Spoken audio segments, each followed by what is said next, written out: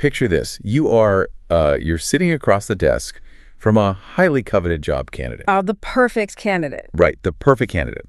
We are talking about someone whose resume is just absolutely flawless. They're charismatic. They have these, perfectly workshopped answers to all your behavioral interview questions. The ones they rehearsed in the mirror. Exactly. And they just seem like the absolute perfect cultural fit for your team. But then as you're wrapping up, you take a quick glance at the handwritten notes they've casually jotted down on the legal pad in front of them. And that is where the facade drops. Yes, because bypassing all that rehearsed polish, you suddenly see a completely different, significantly darker story unfolding right there in the ink. It is a chilling thought, honestly, but it's a scenario that plays out constantly in the corporate world. I mean, we operate in an era of highly curated professional personas. Oh, absolutely. Everyone has a personal brand now. Right. Candidates know the exact buzzwords to deploy. They know how to mirror body language. But handwriting, that circumvents the traditional PR filter we all put up. And that is exactly our mission for this deep dive. Today, we are bypassing the standard HR screening protocols to look directly at neuromotor projections on paper. It's a fascinating intersection. It really is. We're exploring the intersection of human resources and forensic psychology. Specifically, we're focusing on how graphopathology acts as a highly specialized diagnostic tool to identify toxic personality types in the workplace.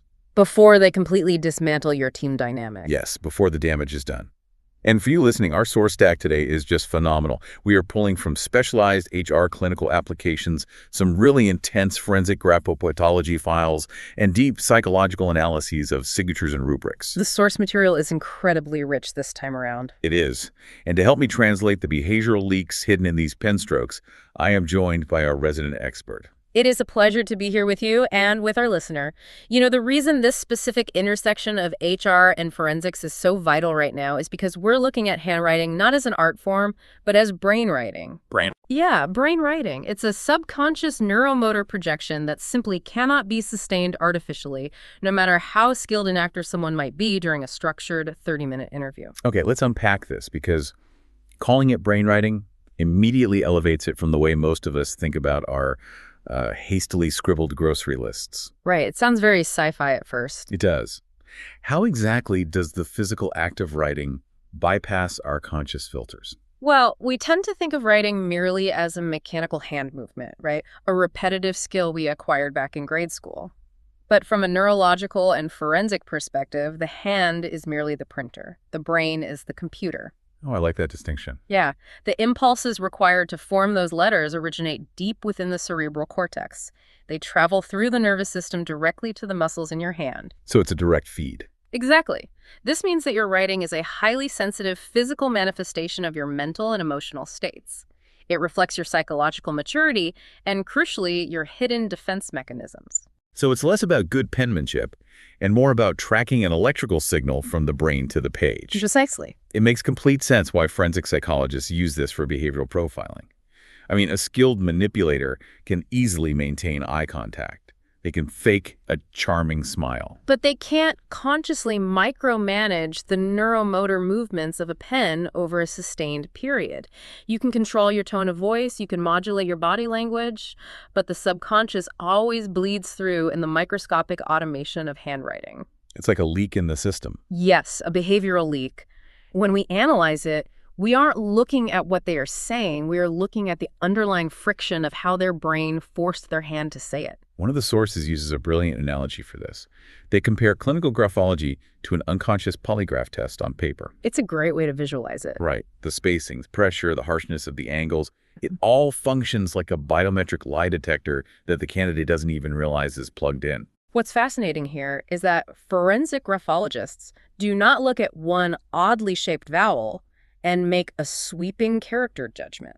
Oh, so it's not like reading tea leaves. No, not at all. That is a very common misconception. We don't say, oh, your letter A is weird, therefore you're a criminal. Right. Instead, we look for what are known as syndromes, distinct clusters of graphic signs. It's the combination of baseline slant, pen pressure, spatial organization, and form that actually tells the clinical story. We are hunting for behavioral patterns that corroborate each other across the entire document. Which brings us to the core of our deep dives today. We are going to explore 6 specific, highly destructive, toxic workplace profiles and decode exactly how their psychological deficits manifest in their writing syndromes. The classic office archetypes, but from a forensic lens. Exactly. Let's start with profile number 1, the competitive. And to be clear for the listener, we aren't talking about healthy ambition here, are we? No, not at all. Healthy ambition usually presents with balanced, rhythmic, and progressive forward movement on the page. The toxic competitive profile is Machiavellian. So, win at all costs. Yes. This is an individual who is fiercely strong-willed, hyper-ambitious, and entirely lacking in scruples. In a corporate setting, they have absolutely zero hesitation about stepping on their colleagues to climb the ladder. They view peer success as a direct threat to their own survival. If they're constantly crossing professional and ethical boundaries in the office, how does that boundary crossing actually show up on the paper? It manifests physically through a syndrome graphologists call invasive writing. Invasive writing. Okay, what does that look like? Imagine a standard line of text. The toxic competitor will routinely extend the lower loops of their letters, like a G, J, or Y, so far down that they aggressively crash into the letters of the line immediately below them. Wow. Yeah, they are literally invading the spatial territory of the next line. That is such a vivid visual. They are physically stepping on the words below them, just like they step on their peers. Exactly. And our sources note this invasive writing is usually clustered with other signs of an inflated ego. Like what? You will almost always see it paired with over-elevated writing and disproportionately large capital letters, which signifies an outsized pride. Additionally, the lines of text will often feature a sharp, upward, rightward slant. So they are aggressively pushing forward and upward. Right, steamrolling the structural boundaries of the page to get there. Okay, so if the competitive profile is aggressively trying to be the boss, what happens when you encounter the polar opposite? Someone who simply refuses to be managed. Ah, yes. This leads us to profile number 2, the anti-boss or the reactionary. This profile is a very specific type of nightmare for project managers. The reactionary is a subordinate who chronically rebels against authority and subverts superiors' orders. A constant contrarian. Exactly. Interestingly, from a psychological standpoint, they often possess a rather disruptive boss charisma themselves. They desperately want to lead, but they are stuck in a subordinate role, and they harbor a deep, simmering resentment about it. According to the graphopathology files we reviewed, their handwriting is practically vibrating with rebellion. Where should a hiring manager be looking to spot this? The most glaring graphic indicator is found in the lowercase t. The anti-boss will consistently place the horizontal crossbar of the T abnormally high up on the stem. Really? Just the T? It's very prominent. It's often detached entirely and pointing sharply upwards. Almost like a sword being raised. Exactly like a weapon. Furthermore, the overall script will be highly angular rather than smooth or curved. But the real clincher is the presence of sharp, harpoon-like hooks at the very end of their words or letter strokes. I want to visualize that. What does a harpoon ending actually look like? Imagine the final stroke of a word extending outward, but instead of trailing off naturally, the pen sharply hooks back in on itself, forming a literal barb. Oh, wow. Yeah, in forensic profiling, those angles and harpoons are the graphic equivalent of someone crossing their arms, digging their heels in, and preparing to strike. It is pure, obstinate, defensive resistance. Here's where it gets really interesting, because those first 2 profiles are quite loud in their toxicity.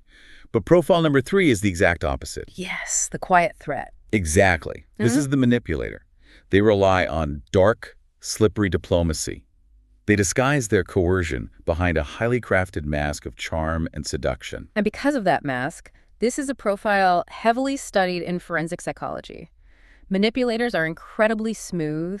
They will tell you exactly what you want to hear to serve their own hidden interests. So in a standard interview, they'd pass with flying colors. Absolutely. During a short-term interaction like an interview, they appear flawless. They are the ultimate chameleons.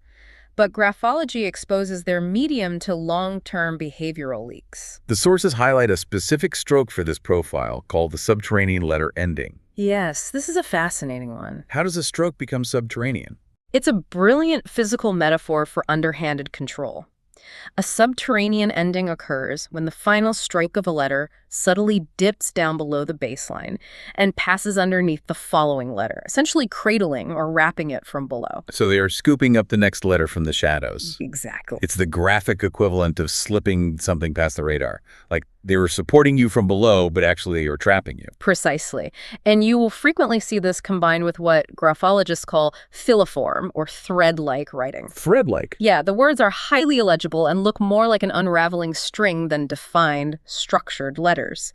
It signifies a profound pathological desire to hide true intentions, to remain slippery, mysterious, and impossible to pin down.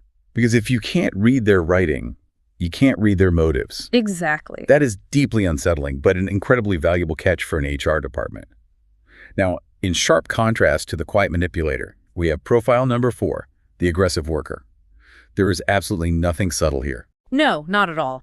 This profile is volatile, reactive, and physically forceful. In a workplace, they are the individuals causing explosive arguments, slamming office doors, and creating a pervasive atmosphere of walking on eggshells. Their handwriting practically punches through the page. The most obvious sign is incredibly heavy pen pressure. Sometimes so intense you can literally feel the indents on the reverse side of the paper. I can feel the tension. But I want to push back here for a second. Couldn't a heavy hand just mean someone is using a terrible, cheap ballpoint pen that requires more force? Or perhaps they just drank 4 shots of espresso? That is a very valid question, and it's exactly why forensic graphologists insist on the syndrome approach. Heavy pressure alone, especially with a cheap pen, might just mean poor tools. Right. But when you're looking at an aggressive profile, that heavy pressure is never isolated. It is accompanied by an abusive, overwhelming presence of harsh, jagged angles instead of natural curves. Right. The sources list some incredibly descriptive, violent terminology for these specific traits. They really do. We look for strokes resembling a scorpion's tail, which is a sharp defensive flick at the end of a line. We look for sawtooth, jagged rhythms in the baseline. Like a literal saw blade. Yes. And most notably, we look for heavy, club-like mace endings. Mace endings? That sounds brutal. It is. This is where the pen doesn't just stop at the end of a word, it strikes the paper hard, leaving a thick, blunt deposit of ink. When you see those mace endings clustered with heavy pressure and sawtooth angles, you are looking at contained but explosive anger. So they are striking the paper the exact same way they subconsciously want to strike out at a colleague. Yes, it's a direct physical translation of their hostility. That is a massive red flag for any team environment. Now, profile number 5 might not be throwing staplers, but they are incredibly destructive to productivity. This is the inflexible personality. This is the coworker who functions as an insurmountable brick wall. They are cognitively and procedurally rigid, entirely deaf to their teammates' feedback, and fundamentally unable or unwilling to adapt to change. So in modern agile workflows, this person is a massive bottleneck. A total bottleneck. If a project isn't executed exactly their way, they will stall it out completely. And their handwriting perfectly mirrors that brick wall. It lacks any sense of kinetic movement or flow.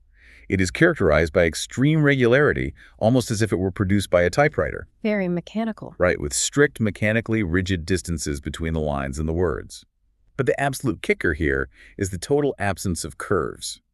Every single letter that should be soft or curved is replaced by a harsh, unyielding angle.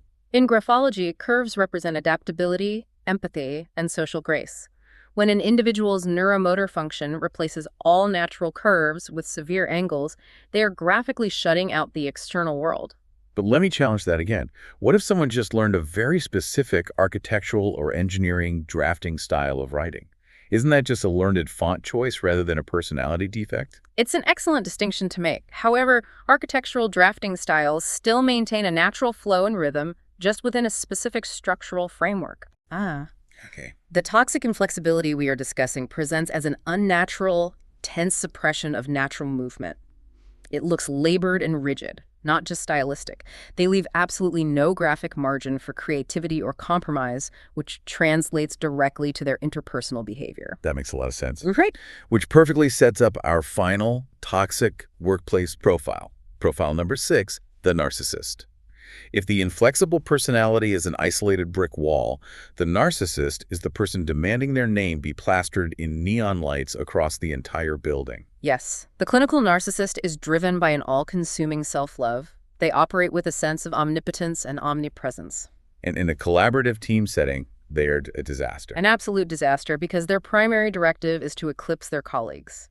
A team win is irrelevant unless they can claim the sole spotlight for it. So how do they demand that spotlight on a standard 8 by 11 sheet of paper? It's all about ignoring spatial boundaries, right? Exactly.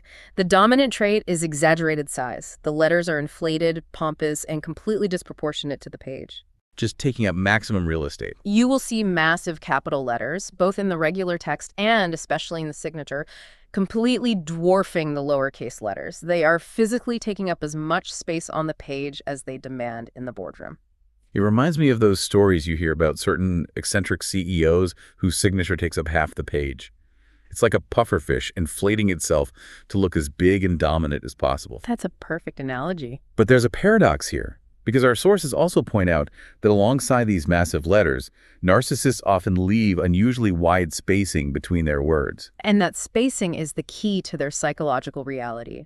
They write these grandiose, inflated letters to demand attention, but the wide gaps between the words reveal a profound underlying lack of actual emotional connection to others. So they want the audience, but not the relationship. Exactly. They desperately want to be seen and admired by everyone, but they are entirely unwilling to genuinely connect with anyone. It is the ultimate paradox of the clinical narcissist. Perfectly captured in ink, they are grandiose yet entirely isolated. Okay, we have thoroughly analyzed the body of the text, but we need to pivot to the bottom of the page. This is arguably the most intimate, revealing part of any handwritten document, the signature and the flourishes that surround it. The signature is a psychological goldmine. If the main body of the text represents your social self, how you navigate your day-to-day professional life, the signature represents the intimate self. It is the core ego. But we have to make a very clear distinction here between the signature itself, the actual written name, and what graphologists call the rubric. Yes, the rubric is crucial. The rubric is the packaging. It's all the extra stuff, the squiggles, the deep underlines, the dramatic circles, or the complicated tangled loops drawn around or under the name. Correct. If the signature is the core intimate self, the rubric represents the psychological defense mechanisms. It is the armor you unconsciously deploy to protect that intimate self from the perceived threats of the outside world. Which leads us to the ultimate authenticity rule of graphology. And if you are listening to this while evaluating a contract or a cover letter, this is vital. It really is. The simpler the rubric, the higher the degree of sincerity, spontaneity, and authenticity in that person. If someone simply writes their name clearly with zero extra flourishes, what you see is what you get. Conversely, highly complicated, elaborate rubrics equal camouflage. It is a massive display of unconscious defensiveness. The more ink an individual throws around their name, the more insecurities or hidden agendas they are trying to protect. Our forensic sources get incredibly granular about the specific meanings of these rubrics. Let's break a few down for the listener. First, enveloping or circling the signature. Someone writes their name and then draws a continuous circle entirely around it. Drawing a circle around your name is literally drawing a fortress around yourself. It indicates a strong, almost paranoid desire to isolate and protect oneself from the outside environment. Keeping everyone out. Right. It's a highly defensive posture, but it also heavily implies egocentrism. Yeah. You are placing yourself in the dead center of an impenetrable universe. Then there is the act of striking through the signature, writing your name, and then violently dragging a line right through the middle of it. If we connect this to the bigger picture of clinical psychology, striking through your own name is a profound manifestation of unconscious self-reproach. It indicates deep, unresolved feelings of inferiority.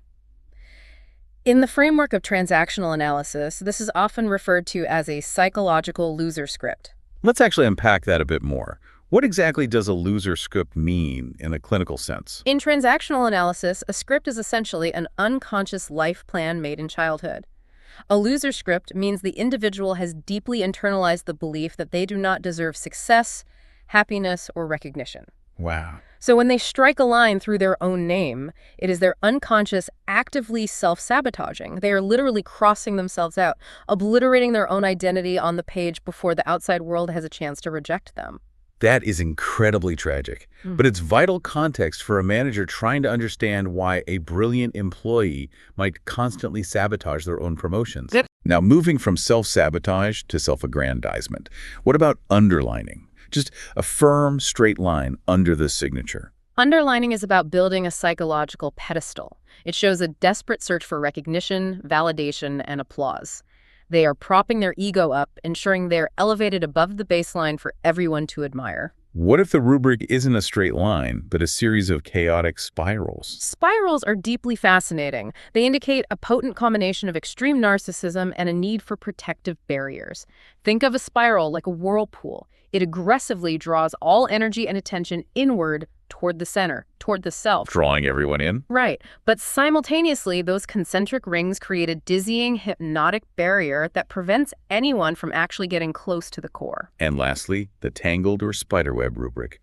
This is just a chaotic, illegible mess of overlapping lines drawn over and around the name. That is exactly what it represents, a literal smoke screen. The person is unconsciously deploying a chaotic web to obscure their true intentions. They are highly evasive, likely deceptive, and they absolutely do not want you to know who they really are behind the professional mask. There is one final crucial detail we have to touch on regarding signatures, and that's the concept of proximity. This is the physical, spatial distance on the page between the final line of the text and where the person decides to place their signature. In spatial analysis, physical proximity translates directly to emotional distance. If the signature is placed reasonably close to the body of the text, it indicates that the writer feels a close, integrated connection to society, their colleagues, and the organization they are communicating with. They see themselves as part of the team. Right.